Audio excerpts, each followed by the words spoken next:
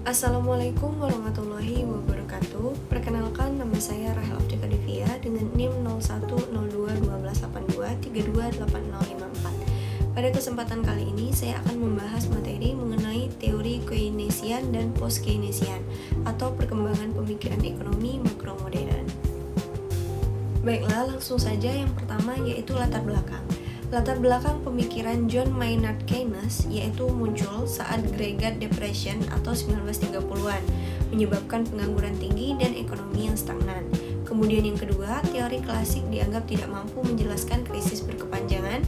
Kemudian Keynes menolak anggapan bahwa pasar selalu mencapai keseimbangan otomatis. Lalu yang terakhir, fokus pada peran pemerintah dalam menstabilkan ekonomi. Inti gagasannya yaitu permintaan agregat menentukan output dan juga lapangan pekerjaan.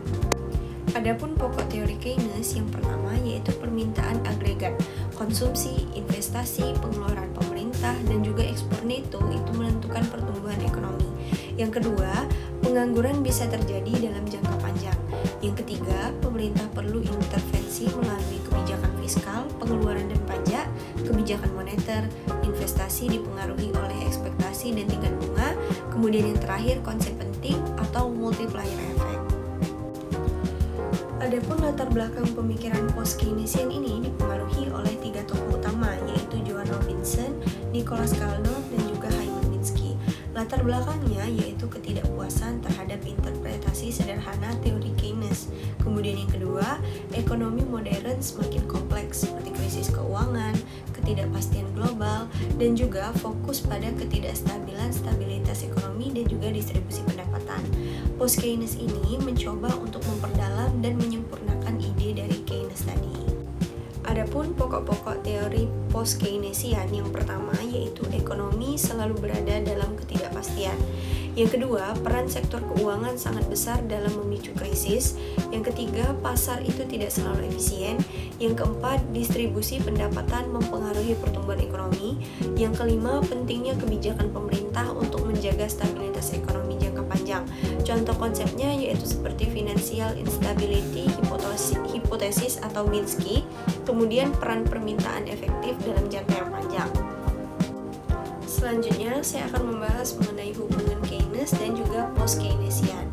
Keynes merupakan dasar teori, sedangkan post-Keynesian itu penyempurnaan dan pengembangan dari teori Keynes tadi.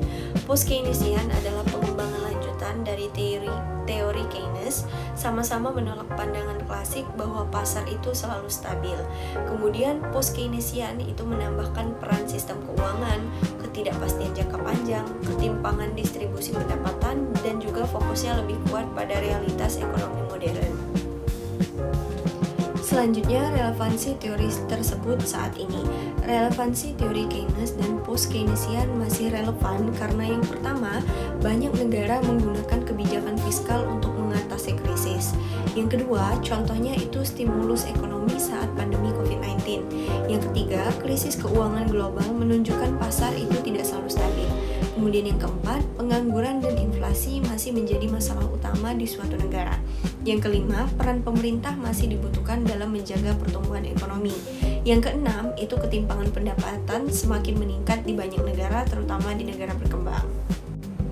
Baiklah, selanjutnya yaitu kesimpulan dari materi yang sudah saya jelaskan tadi. Teori Keynes menekankan pentingnya permintaan agregat dan peran pemerintah. Kemudian post-Keynesian itu memperluas analisis terhadap ketidakpastian ekonomi modern. Kemudian yang keempat, kedua teori masih relevan dan menjelaskan kebijakan ekonomi saat ini. Kemudian yang terakhir menjadi dasar penting dalam ilmu ekonomi makro modern. Mungkin itu saja yang dapat saya sampaikan. Mohon maaf apabila ada kekurangan dan kesalahan. Saya akhiri. Wassalamualaikum warahmatullahi wabarakatuh.